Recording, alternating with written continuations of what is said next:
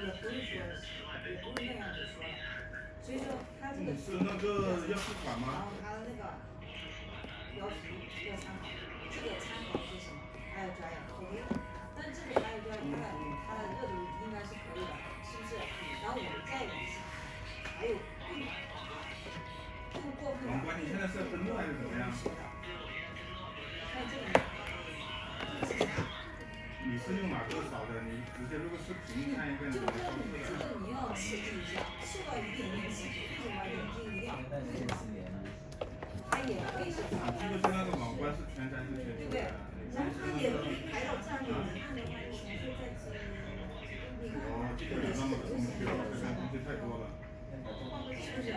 所以说这个趋势你要全宅的，你那个看一下，你用那个自动量直接扫。为啥会？